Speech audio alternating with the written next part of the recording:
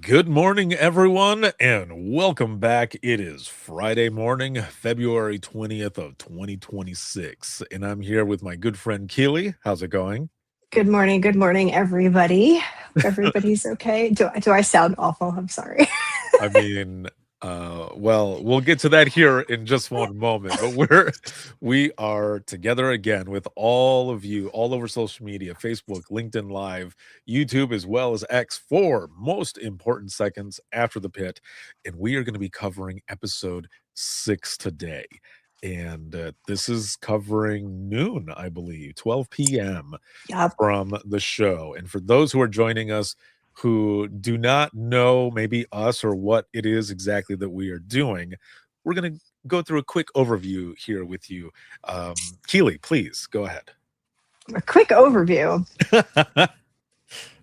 So, first, I would like to say, and maybe I'm too soon, but Louis. Oh, spoiler alert, everybody! Dude, I know. So, hold on. We're going over episode 6, which is last week's episode, not last night's episode. So nobody panic. Yeah. We do this on purpose to give you time. But yeah, Louis. So I can't. My heart. I don't want to get ahead of ourselves here. But there was definitely some points in the show that were really heartbreaking, and I feel like the whole episode ended kind of like just hard on my core. I think both of us were watching it yesterday together, and we were totally sad. We got off of that. I think both of us had like puddly eyes, and it was not good for any of us. But there were a lot of really interesting points in the show, but we'll take it step by step. But I just want to talk about Louis because I know I talked to all of you last week about having those callers that we're just so used to calling, and they become part of the family, for lack of a better term, of like your 911 callers. And to see Louis just not pull through, and like I could just feel that for all of the staff at the ER. Like I felt that to my core when you lose that caller that you kind of look forward to their calls, even as strange as they can be. And that was really heartbreaking to me to know that, Louis didn't pull through. And I know that's not the overview you wanted, but I can't seem to get it out of my soul this morning. Well, we'll talk more about that here for sure, because I fully feel you on that. And this is what broadcast number 6, I believe, that we're doing now, and this all stems from an amazing event that we had the opportunity to be a part of back last month, I believe it was last month, January, in either the beginning or the middle. I don't know. We were all traveling so much and so much going on that it always meshes together. But excuse me, this show, The Pit, that is, that is streaming on HBO Max. They ended up putting together an event where Rapid SOS sponsored this event, and we were able to go there. It was a way to give back and thank the healthcare workers and first responders, as public safety as a whole, for everything that they do every day to help save lives. And so they got to screen and watch episode 2 in the auditorium of the Allegheny Hospital where this show takes place. There are some parts that have been filmed there and everything as well. So it was really cool to be able to do that. Keely was there with other folks from Rapid SOS. They had a booth there, and they were, giving out totes. They had all kinds of workers coming in. They met all types of people, and it was just really, really cool. They had a red carpet, so we got to go there and just experience this with everyone, and to be able to sit there in that auditorium where it's really windy out here, so I could hear it through the microphone. I had to turn around to make sure my house wasn't about to fall over. We being able to watch the episode with all these like-minded individuals, just one of the coolest things. So we have continued to talk about this because what we're doing here now for most important seconds after the pit, breaking down each episode, but not just the show itself. What we're doing is we're connecting the people and technology together, and how just kind of imagining what it might have been like in the beginning, from 911 to EMS to the hospital, or any of those situations, and just kind of comparing and contrasting on some of our experience as well. So there's a lot that has been going on in each episode, and we've been able to connect a lot of those pieces, which has been really fun to do. And we've had a couple of guests on with us, and we'll talk about something coming up as well more towards the end. But You, that's what. you what I think is so incredible about this experience is that, like, I think there's been a couple of people who've been like, what does Rapid SOS have to do with the show? And it's like, I think we also forget that, like, there's a handoff that happens with, from that 911 call, there's a handoff to the field responders. And then from the field responders, there is a handoff from the family who has called 911 to, or maybe the patient themselves, to the first responders, and then off to the hospitals, right? So, like, there is a whole chain of response that's involved surrounding, from 911 call all the way through healthcare, and even from the ER to wherever they go next, and whether that destination is a step down unit, an ICU unit, the OR, whatever that is, whatever that transfers, and even if it's back to primary care or a specialist, right? Like, there's still all of these handoffs that sometimes start with a 911 call. Mhm. And that's really what that whole event was about, was connecting all of those pieces together and being able to put them in one room together and kind of see that magic kind of happen and take shape. And that was really fascinating to just be a part of that day. And I know I got ahead of ourselves because I'm still broken, but I had to say it because I wanted to make sure that anybody who was following from last week, we did talk about it a little bit, but because that is such a transition for all of those people that are involved. And that's what I mean by, like, when you get so embedded in somebody's life and you become that part. I mean, that's really what this is all about, is that being embedded just about everywhere.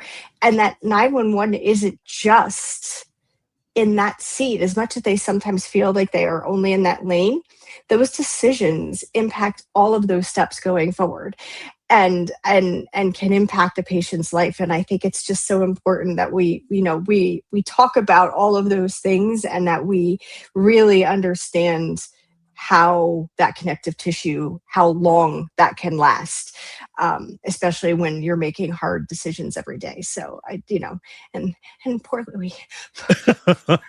Yeah, and when you add the life-saving technology that that comes with it and everything, we are truly safer together, and it just makes sense. So I love that we're able to do this and connect all of it. And so for everyone who's watching and listening, Josie, what's going on? Jojo, hola también. Buenos dias. Jumping in here, I love that you're here with us as well. And there's a lot of people that have reached out recently who have said, we started watching your guys' broadcasts, and we thought, okay, we got to check out the show as well. So there's a lot of people who have been watching, but also really paying attention to these connections that we've been making between the technology, the people, everyone coming together, healthcare workers, first responders, just all of it. And for us to be able to share our experiences and stories to connect it as well, it just makes it so much fun, and dare I say educational to do it, to do this as well. And it's just been a lot of fun. But what I want to say as well, for everyone, if you haven't noticed or heard it, so we are both under the weather. So just in case you hear some sniffles, coughs like Keely just a moment ago, or if any of our cameras turn off, it most likely be because we're either in a coughing fit or sneezing. So we apologize, but we're not going to miss this opportunity and get behind. So here we are. Keely, I will say, and applaud to you, because the other day you were you were at yeah, you were dying. Like, I, not literally, but I was. you probably felt like you were, like you had the plague or something. It's something I crazy. definitely felt like I had the plague, and if not for the fact my kid had mentioned he had been not feeling well Saturday, um, and they're all of the kids. It's the cycle of what happens in the school, and I feel like it happens in healthcare too. It's like one of your patients goes down, and then everybody goes down, and it's like ah. But I tested him. I have a COVID flu A B kit that I tested him fully expecting flu to come back because so many kids in his class had been out with the flu and they were dropping like flies. I was not expecting to see COVID popped up because I was like, oh, we still have that. That's still a thing. And I feel like as recent as it was in our history, I think a lot of us have forgotten that it existed. And at that point, it's like, then there was oh, what's the protocol on this? What do we do now? Yeah, no, he handled it very well. It was just congestion, sore throat. I, on the other hand, when I finally went down, I went down like a pile of bricks, and apparently new to the COVID symptoms. I maybe it's not so new, but like one of the things you get is nausea and vomiting for 12 to 24 hours. So I was, What? yeah. So I was not only I woke up in the middle of the night with terrible sore throat, terrible like face pain, bad headache. Definitely for me, whenever I've had COVID, bad headache has been the first sign. Funny story. The very first time I had COVID, I was actually patient zero at a conference. I don't know that I was patient zero. I was the only one that reported it. Um, Yeah, you're the so only one who reported it. I was the only one that reported it. And back in that day, that was like no, everything went into full protocols. Everybody did like shelter in place and do all these things. And we talk about the pit, and you see a lot of those flashbacks about the things that happened. And one of the things was Dana actually said during COVID, talking about Louis, they weren't able to give people a final goodbye. And I can imagine how stressful that must have been, especially in a healthcare environment where we take such good care of treating our patients with dignity, even upon death, um, and and giving their family those chances to pay the respects and be present and like have that process of acceptance and all of the stages of grief. And the thing was that back in that day, we didn't get that opportunity. And so like to hear her say that, and then I'll be sitting here with it, and we've come so far in it at this point where it's just another, basically like the flu. We just similar symptoms and we just kind of figured it out. But when I went down, I think I missed all of Wednesday when I finally had recovered from my overnight situation. And then people were reaching out to me. I think I got back to you like 12 hours later. I'm like, I'm alive. I'm here. I made it out. And then yesterday I had no voice yesterday. Ricardo was on a couple of calls with me yesterday, but I'm up. I'm here with you guys, and we're going to talk about it all. I promise. But if you suddenly see me like go off camera, just know it's probably because I'm sneezing or blowing my nose, whatever. Yeah, she's not lying. I was sending her message after message, and then I looked somewhere else and saw that she had a status that said that she was sick and out. And so the last message I sent her was like, "I just saw this. I apologize. I will leave you alone. I hope you feel better." But as we continue on, we're talking about Louis. There's a couple things that I wanted to mention right off the bat in the beginning, but we'll save that more towards the end because I want to get to this part. Because one of the things that happened as well in that episode was after he passed away, which as people like end up finding out, like that was gut wrenching as well because there was other folks that were there who didn't know, and one jerk medical student who just says, "Yeah, he croaked or he died or something like that." Oh, he said he croaked. I was like, Yeah. dude, why are you being Both of all us were jerky like, and stuff? I know. I was like, what the heck? But you know, again, in healthcare work or even in public safety, sometimes, as odd as it may sound, it could be that person's way to cope.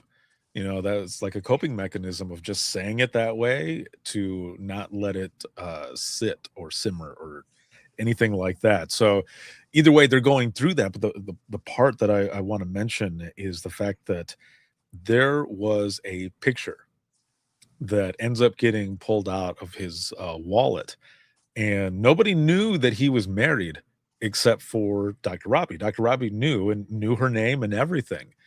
And so they're looking for family and stuff.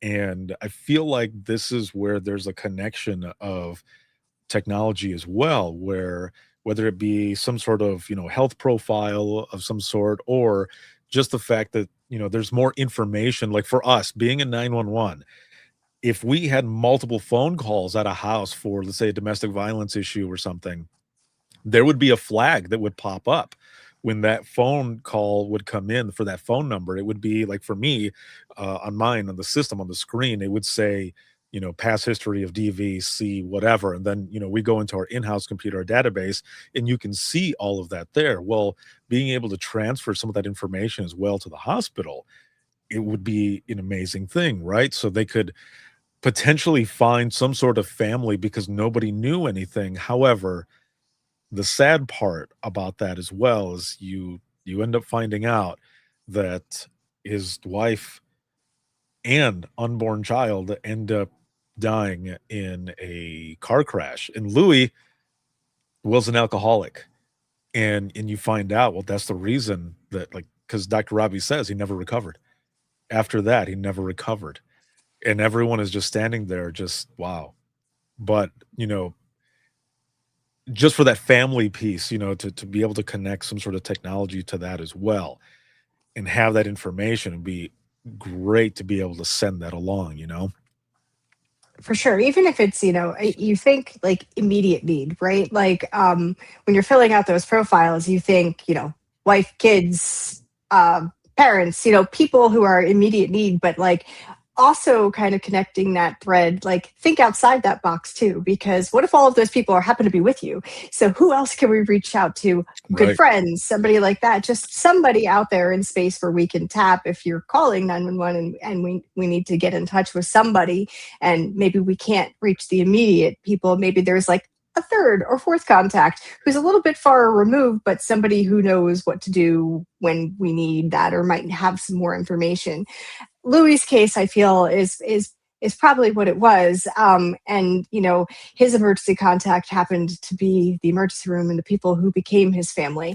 And that's where I think that's the struggle, right? Is it's like, oh man, because they become part of the family and part of that wallpaper that you get so used to.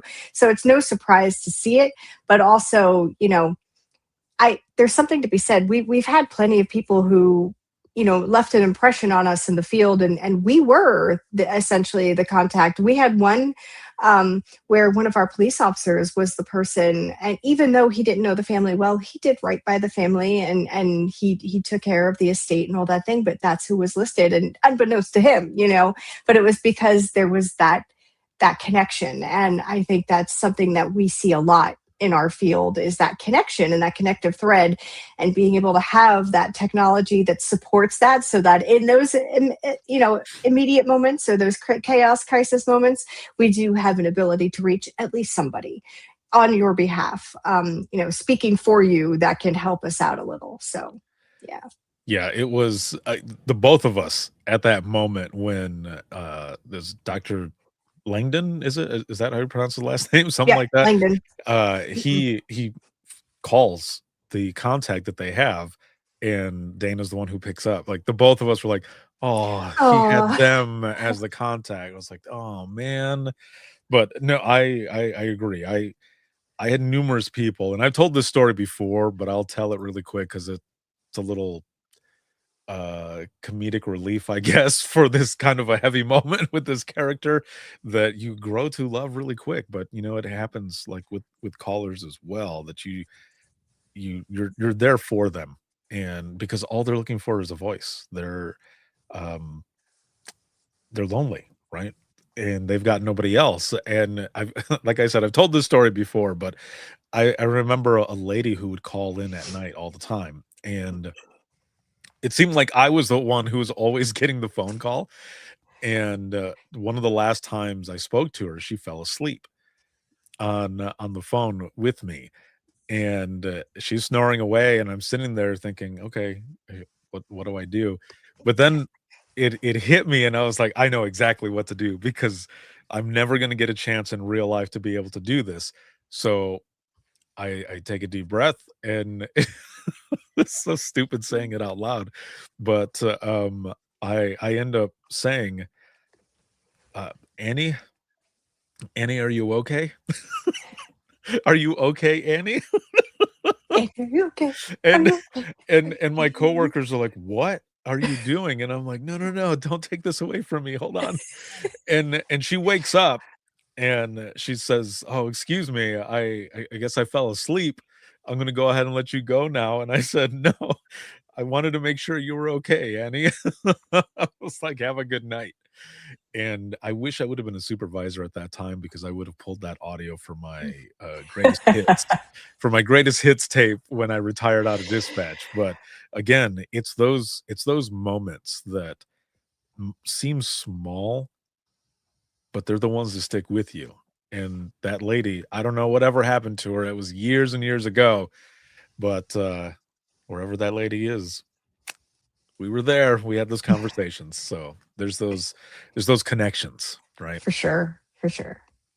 Now, there was a moment in the episode as well that happened where, you've got Dana walking around with the newest nurse and she's training her and stuff. And there's a guy who's been sitting in the gurney for, I think he says like over an hour or something, but he grabs her by the arm and rips her back. And he goes, "When is someone going to see me? I've been here for all this time." And Dana breaks in and is like, "It's against the law," and she rips the sign off, puts it right in his face, and she just, like, tells him, "You could get a huge fine or even, like, prison time. What do you wanna do?" Or something like that, and he just it everything just runs out, and she's like, "We will get to you as soon as we can." Isn't it crazy? Like, I mean, Data's a badass, first of all. Like, she puts everybody in line from doctors all the way down to techs and patients, right? Like, Oh, yeah. she runs that room, and I adore her completely. I had an assault in EMS.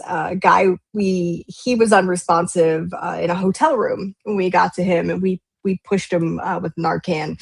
And this is back in the day where Narcan was IV only and not in the nose. And he popped up and grabs my uniform shirt, and he comes out basically swinging, and he just like looked me right in the face, and he was like, "She stole my wallet," and I was like, "Sir, you have to let go of me."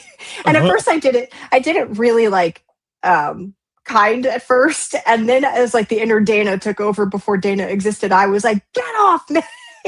And I literally like ripped him off of my uniform, and he was like, "But she stole my wallet," and I was like, "Who?" And he's like, "The prostitute." Like, all calm, and I was like, "Oh, well, this explains a lot." I was like, "This absolutely explains a lot." And I'm like, "Get your hands off me." And he was like, "You ruined my high." And it was like just this whole moment of like this reality. And I think there is something to be said about healthcare workers out there, and the abuse that comes out of it with these people. But like, connecting this piece to technology too is there's this known, pandemic about drugs, alcohol, all of these things, right? Like, this isn't something that's unique to our society. But again, that health profile piece, right? It's okay to put that in there and let us know, because it's like a zero judgment factor. Like, we're trying to treat you, we're trying to assist you, we're trying to help you.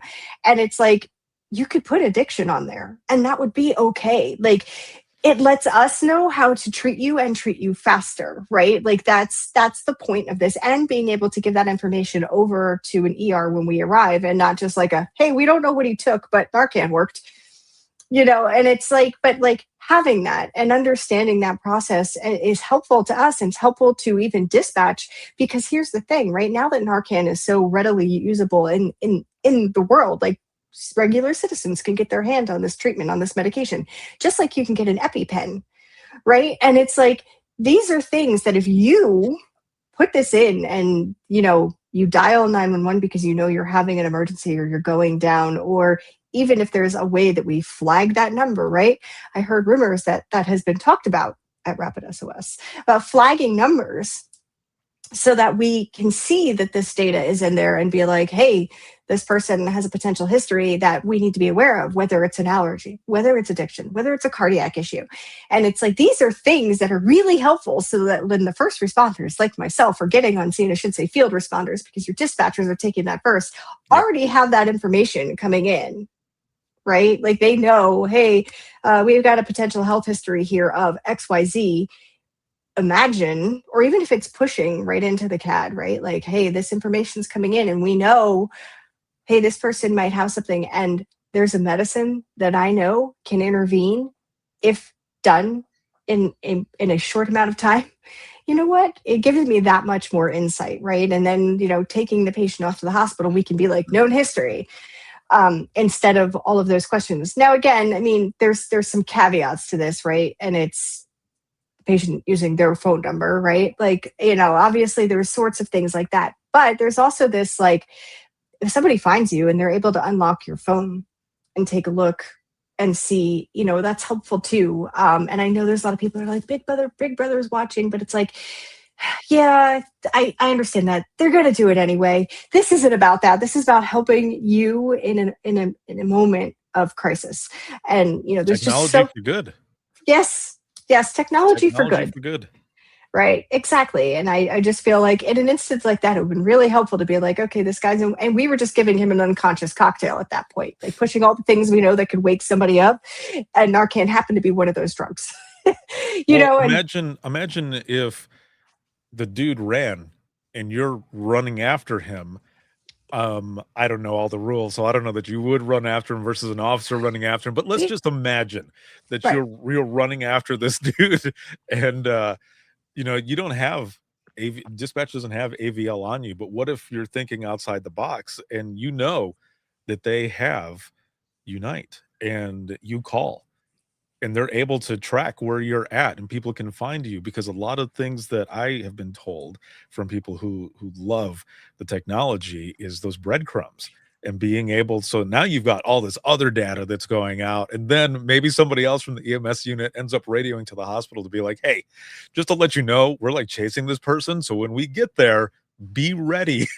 Yeah. Just in case. So there's all of these different scenarios where you can add in this again, life-saving technology, and it's crazy to think about the amount of scenarios. But like, that's why I was saying, I don't know that you would run after him, right? But if you did and you wanted Maybe to at not. least have someone know where you're at, you know that's a way to do There's, it too. there's so many save stories that I have about the unique ways that 911 has been utilizing Unite, and breadcrumbs using it to have their field responders dial it so that, because they can see where the person who's called is plotting on the map, right? And then being able to be like, nope, go left, go right, go left, right? Like they can follow the trail, and they're literally walking their field responders right up to a patient just because they've thought outside the box, and they were like, hey, we're going to use these breadcrumbs to be able to just, hey, just do me a favor real quick, dial 911, I'll get you up on my map and I'll be able to get you right to the patient, which is incredible Yeah. quick thinking. And it shows you how resourceful your 911 system is, because there's a lot of times that the tools that we've been given throughout centuries haven't been great. But now here they are going, hey, I know I've got this tool that I could essentially use differently, but in a way to get help to the caller. And I just think it's so, sometimes I hear these stories. I am the resident story collector here at Rapid SOS. So like, if you've got a good story, make sure you share it with me. You could actually find it in your Unite window in the upper right-hand corner of the hamburger menu. Pull that down. There's a little share your story, and it comes right to me, this girl right here. And I have heard some really fantastic ways that it's being used. And That is one of them for sure, is definitely using it to walk your first responders right in, especially if you're not wearing your cameras that are being tracked through Unite as well. So definitely some cool uses of technology I've seen out there. And I would say I probably wouldn't have run, because the first rule of EMS is we don't run. Um, but patrol might Well, have. thank you for playing along with me, though, Yes. to prove the point that it could happen. It could happen. It's not with Or that not so much that it could happen, but that the technology could be used that way. for Um, sure. so For sure. Absolutely. there is also, I know, let's kind of talk a little bit about live video, because we've Dun had dun this already dun. in one episode, and there's a motorcycle accident with an acrobat. But before we get to that part, I want to mention this first, because it kind of goes along with the previous episode when there was video that was shown for the guy who got branded with the dry ice. And so there's a gentleman in this episode, in episode 6, that comes in, and his stomach is just hurting him. He is feeling horrible. And let's just say that there wasn't someone there, and to say what it was that was going on, if this guy couldn't talk or anything, if there was a use of live video during that time, or they're just basically showing what it was. But this dude ate like 36 hot dogs and was super sick, and I felt like there was a little bit of karma there for the guy who grabbed onto the nurse, because he's trying to eat a sandwich, and the guy who ate the hot dogs just vomits, and Projectile at like that. yeah, like Exorcist style. So but I bring that up because of the video piece, because we were talking about that last time when the brothers were doing that with the branding, and that would have been a way also to be able to use technology for live video. But for this motorcycle accident with an acrobat, I feel like, personally,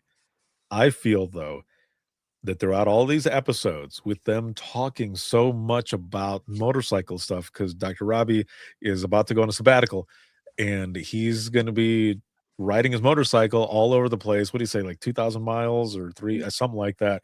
And he doesn't wear a helmet. So to me, in my brain, these are hints dropping to some sort of cliffhanger in the season finale where something happens to him. Don't quote me on that. That's me speculating only. But I feel like because they're talking so much about it, something is going to happen. But Are we going to let's need to talk get our about. whiteboard up? We need our I know whiteboard and our we're gonna have to. stickies. Yeah, we're gonna need our stickies and stuff. But let's hit on this really quick, because there's this motorcycle guy. He was on a pyramid, right? Or So yeah, here's standing the on top thing. of it, or This guy something. I is don't. he's supposed to be an acrobat. So like let's touch this point, right? This is the 4th of July, right? There's things going on, fireworks, celebrations, parades, things like this are happening all over Pittsburgh, right? And so some of the injuries and things that we're seeing, we had the group of individuals, and some people are just like, I just want to get home for the fireworks, right? So, or like, I want to be home before them because I don't like them, right? So there's like this, you don't, it's touched on a little bit in each episode, and this one happened to be, there was they were doing acrobatics, and he was on a motorcycle pyramid. And he happens to be the top guy on the top of the pyramid who comes crashing down from that. Now, this would be, and this was just my thought, and we talked about it right after we watched the episode together. Like, that would have been a really interesting use of using live video. And again, I know that there are mixed feelings across the board about using live video, but this is one of those where, something that happens when people are experiencing trauma or traumatic incidents, they get tunnel vision. And it's something that even as a field responder, you have to work on that tunnel vision. Like, you see one patient, but is there potential that there is another patient? You're seeing the biggest, baddest part of the accident, but is there a moment where you need to step back and be like, is there anybody else going on, right? Is there a different, and I have a great example of this. We had a motor vehicle accident. It was a car through a building. It was a Hollywood video, by the way, for those of you who want to know how old I am. What? Um, It was a, it was a video store, and a car had gone through the building. This particular intersection, I shouldn't say it, it's a bend in the road in our town that is, it's a really sharp turn, and it was middle of the night. Guy went through it. And of course, all the responding units go to that, right? That was the call. But what they didn't know was that down the road a little ways, there was another vehicle off the roadway. It happened to be that our emergency management happened to be dispatched for this one because of the fact that we had this, like, we needed to secure the building because we couldn't get inside. It was a whole big thing. He's the one who happened to come from the other direction and saw it. So he had eyes on that. None of us, and even 911, wouldn't have known that, right? Because the call came in for the car in the building, obviously, but nobody saw the car off the roadway, and that person happened to be unresponsive. So here's the thing.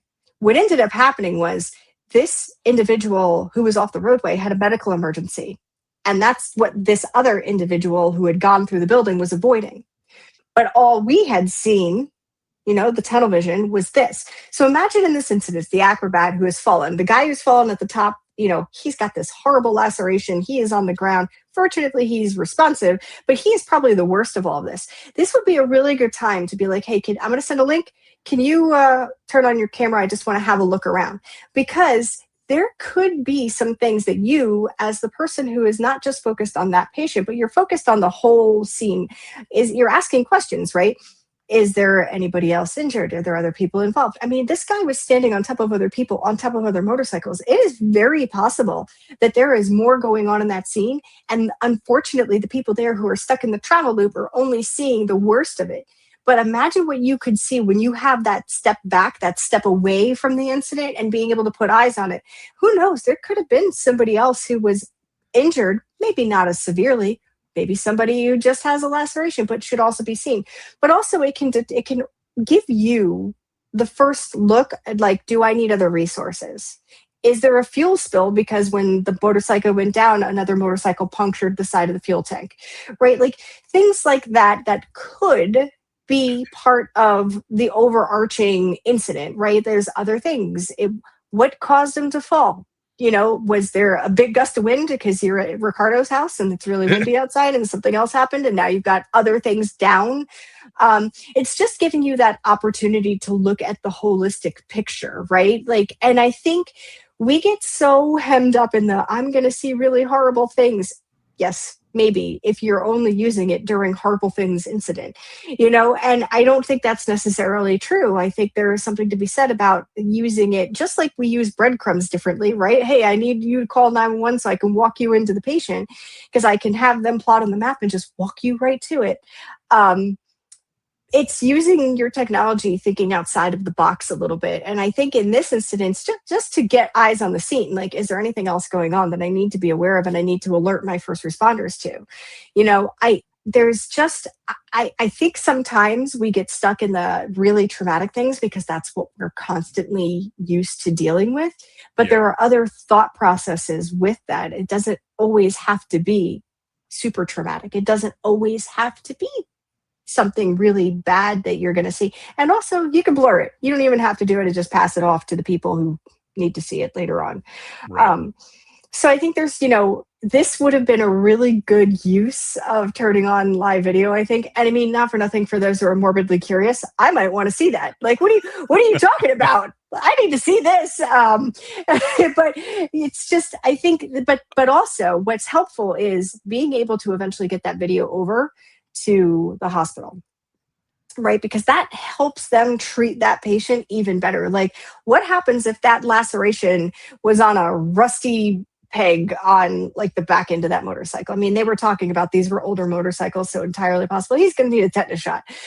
So like there's some things that you should think about that are helpful even in treatment.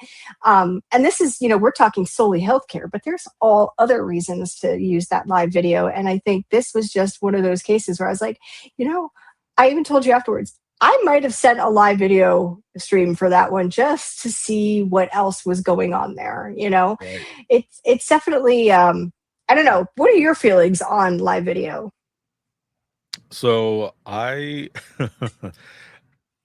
said this for a few years now. And a lot of folks, um, some people feel the same way. Others are like, nah, I don't think that'll help.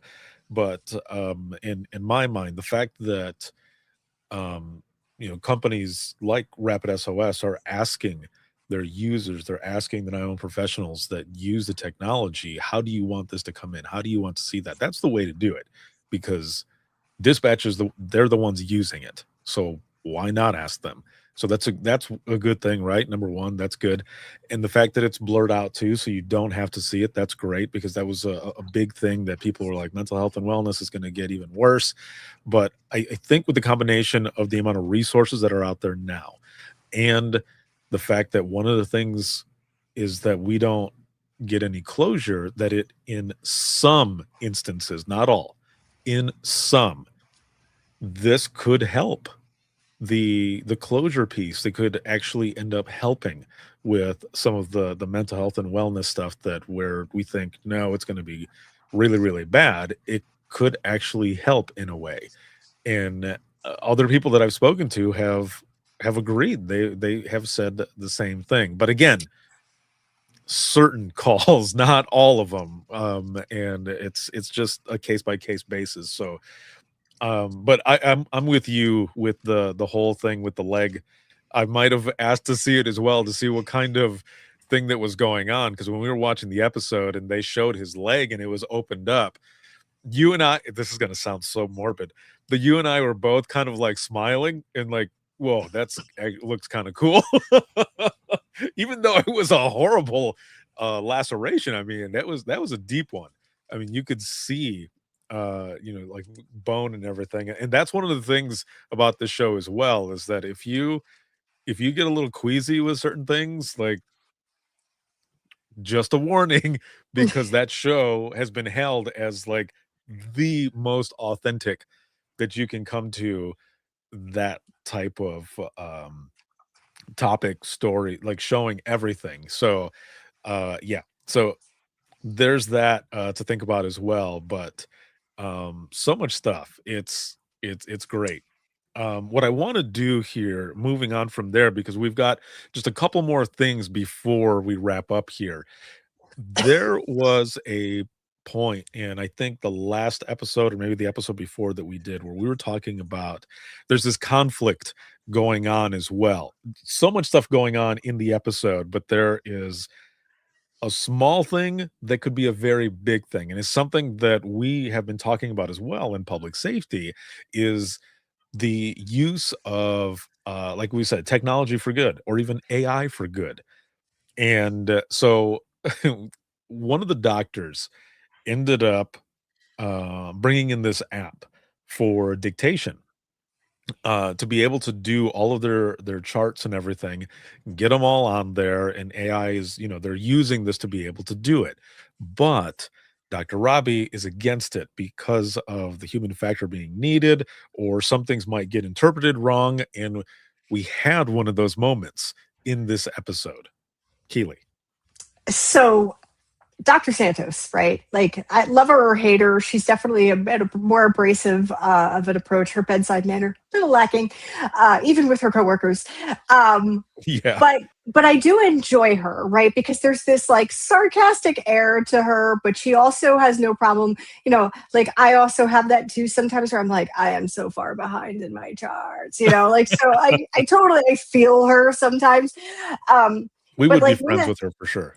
I think so, and but also understand she might be a little like, there's people, they're spicy. They're definitely the more spicy people in our lives. She's definitely more spicy, but I think she's trying to figure out a way to not screw up, because the Dr. Al Hashimi is coming in with this new technology and is like, use your dictation because you are behind and I'm going to make you repeat your second year, which is not a lot of fun for anybody. We don't want to hear that. So she's under the pressure of that. She's taking on more patients. It's a very busy ER. And she decides to try, the dictation piece. And suddenly somebody from upstairs is like, there's a history of this and it showed up in the chart and you didn't tell us. And you could just see she puts her head down because she's like defeated, because she is trying to find a way to get ahead, but the AI dictation had gotten it wrong. but here's this part, right? And this is the part that I humbly say this. I am so proud of the company that I work for because they do understand that there is this gap where it is, we want to make sure you understand we are not replacing humans. And this is that part where it's like, you can't just hit send and like send it to space. The human element that it is absurdly relevant is that review, that making sure that AI got it right. I mean, I don't know how many people out there are even using like AI in any of their places, but like I think it even says in the bottom of it is like AI can get it wrong. Please check it, because it's still. I mean, I don't know that it will ever be perfect, right? Like, but it's going to be better the more it learns, the more it adapts. It's not sentient, so it's not going to be like that doesn't sound right. Let me take that out. That's our job as the human component in all of this, is to look at it and make sure that it's doing it and it's translating it correctly. um, and again, I think in a perfect world, and I think this is where even your citizens are a little hesitant too, is it's like everything sounds robotic. I mean, how many times do you call your credit card companies and you're like, hey, Jack, because you just don't want to talk to the bot anymore. But I think this is the part of that really matters, and this was that driving factor, is like it will never replace the human. It can't. It doesn't have the empathy. It's learning from us, and it's only as good as we're going to make it. And it's also can't hear things like we hear things. And that's the part of it, and it's getting better, right? Like it sure is learning. I know, we talk to Harmony all the time here, and I she's not a boy or a girl, right? But I still call her a girl, and I don't know why. I think in my head I'm hearing that sound in a feminine voice, but it's probably wrong.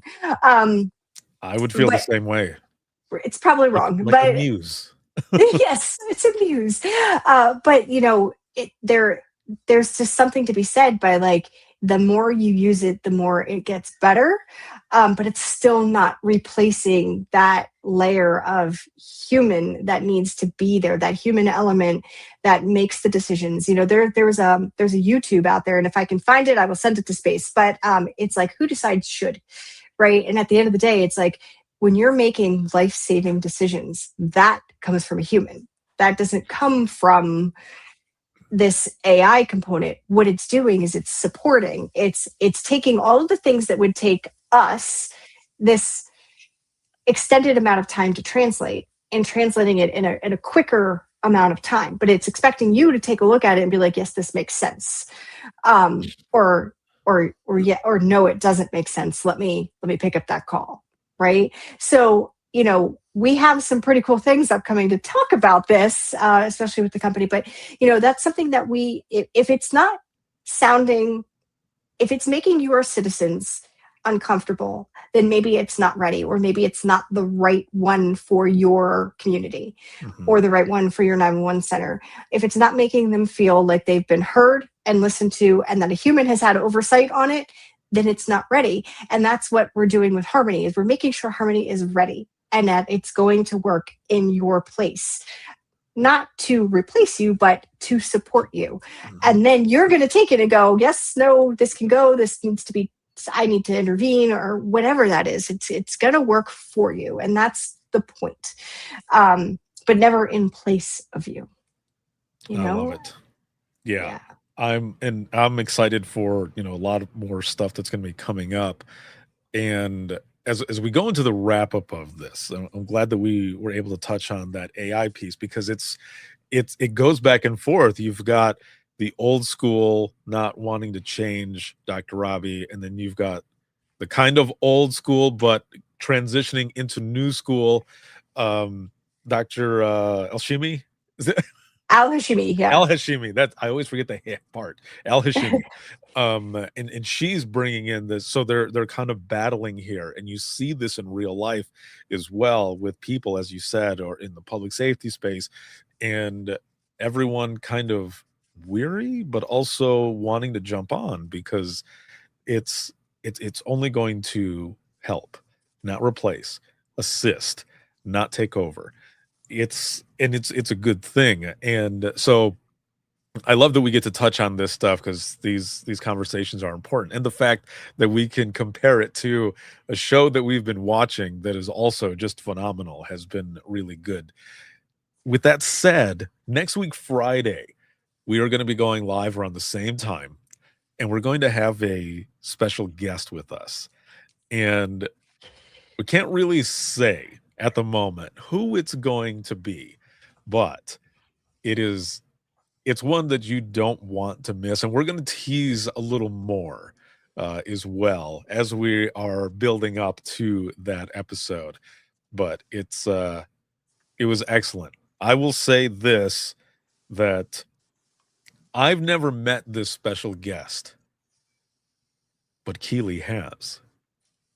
And I have indeed. yes, we will talk more about that, or share more rather, as we're coming up to it. I'm And excited for all of you to meet him. yeah, yeah, I will say same. that. I'm very excited for all of you out there. And I would challenge you to bring some questions. And you'll get to see, we'll tease it out and then you'll get to see who it is. So bring some questions because I think it'd be very interesting to get that real world perspective. But I'm very Yes. excited for you all to meet him. Yes, for sure. And then also, a lot of us are going to be in Washington next week for Nina's annual conference. 911 goes to Washington, and there's going to be a lot of talk about NG 911 funding, but also a big chunk of that is going to be about reclassification. And Keely, you had a short thing that you wanted to mention as well for that. Yeah, for sure. So we're going to be doing a little bit of a campaign. So you'll watch. We've got a lot of our people from Rapid SOS that are in attendance, and we like to be there because this is an opportunity for us to support the industry and just listen. This is the moment where we pause and just listen to the things that are important. And I know as somebody who comes from the space, I know that it's difficult for a lot of you to get there and to be a part of it. If you ever get the opportunity to do so, this is the time where you can talk about legislation and talk to your senators, your legislators who are making these decisions on these bills and how things are going to shape the industry going forward. And for that, I would implore you that if you can't get there, writing letters and contacting your state offices are the best way to have your voices heard. That this is an opportunity for us to go there and get on the stage and just stand shoulder to shoulder with all of you.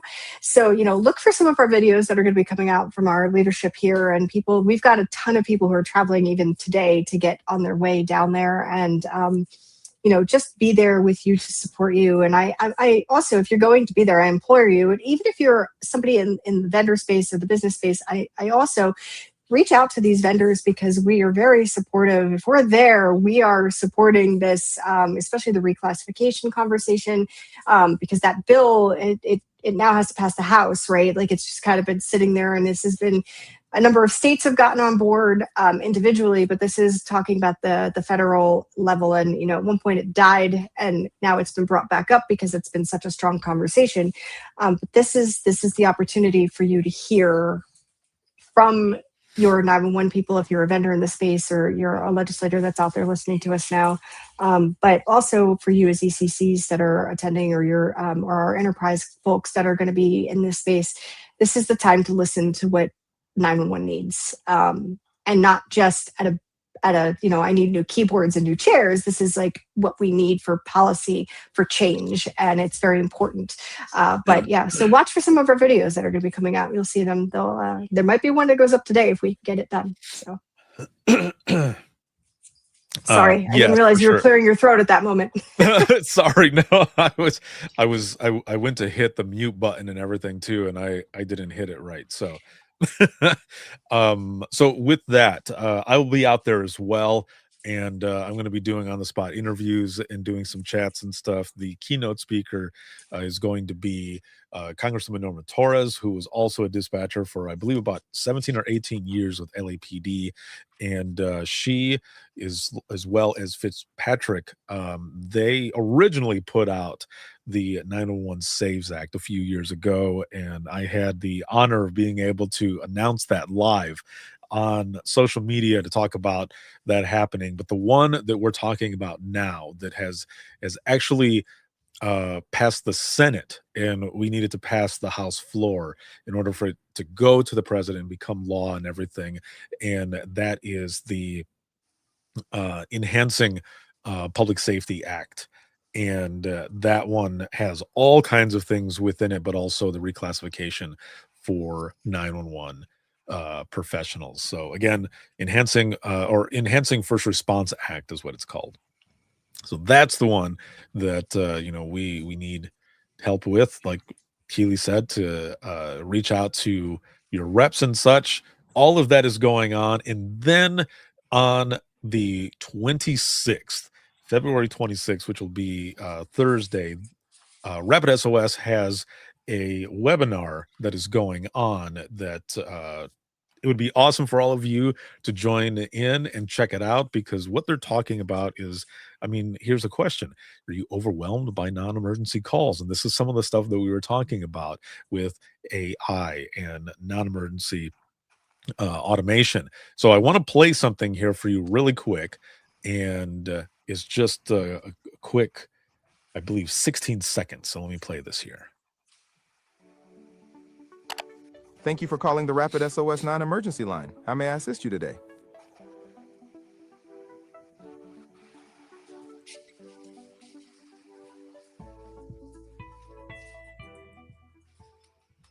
There it is right there. Easy peasy, super simple.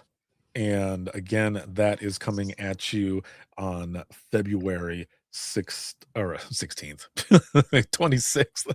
I'm all thinking about the 911 day there.